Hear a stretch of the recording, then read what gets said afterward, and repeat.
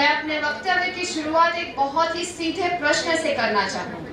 क्या यहाँ बैठे हर युवा ने कभी अपने माता पिता को यह कहते हुए सुना है कि अच्छे से पढ़ लो तभी जिंदगी बनेगी? लेकिन महोदय, आज का सच थोड़ा अलग है। आज भारत में लाखों युवाओं के पास डिग्री है, लेकिन डिग्री लेने के बाद भी वो लाखों युवाओं केवल एक ही प्रश्न पूछ रहे कि डिग्री तो मिल गई लेकिन अवसर कहाँ है? और महोदय, यह प्रश्न छोटा नहीं है, क्योंकि आज भारत की लगभग 65% आबादी 35 वर्ष से कम आयु की है। हम अक्सर सुनते हैं कि युवा ही देश का भविष्य है, लेकिन भविष्य केवल एक शब्द है जब तक उसे कौशल, अवसर और दिशा की खाद न मिले। आज का युवा केवल डिग्री नहीं चाहता, वह रिलेवेंस चाहता है, और इसी आवश्यकता को समझने का प्रयास है यूनियन बजट 2026।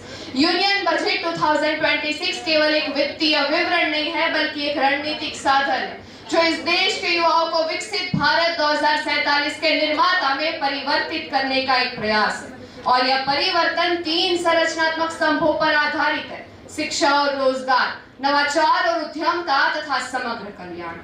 जब बिहार का एक युवा स्नातक रोजगार के लिए संघर्ष करने को मजबूर नहीं होता, क्योंकि शिक्षा और कौशल प्रशिक्षण को सशक्त करने के लिए 1.3 लाख करोड़ रुपयों का प्रावधान किया गया है।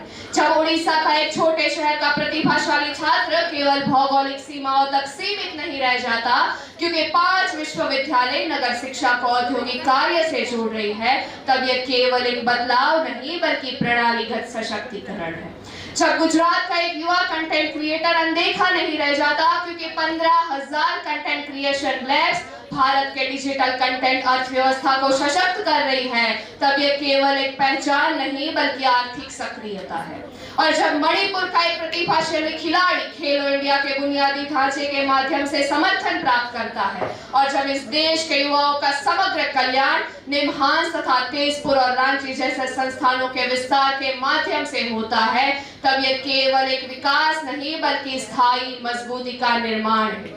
लेकिन एक महत्वपूर्ण प्रश्न अभी भी बचता है कि क्या केवल बजट से ही विकसित भारत बन जाएगा? मेरा उत्तर है कदापि नहीं, क्योंकि विकसित भारत 2047 की चाबी केवल वित्त मंत्री के ब्रीफ केस में नहीं है। यह चाबी है हमारी मेहनत, हमारी जिम्मेदारी और हमारे नवाचार में। मैं अपनी बात को एक स्पष्ट आह्वान के साथ समाप्त करना चाहूंगी कि हमें वेट एंड वॉच की नीति छोड़नी होगी। आइए हम खुद को फ्यूचर रेडी बनाएं। जिस दिन इस देश का युवा अपनी प्रगति को राष्ट्र की प्रगति के साथ जोड़ देगा, उस दिन विकसित भारत केवल एक लक्ष्य नहीं बल्कि साकार वास्तविकता बन जाएगा। और इतिहास गवाह रहेगा इस बात का कि 2047 का स्वर्ण युग किसी चमत्कार से नहीं बल्कि भारत के युवाओं के साहस, संकल्प और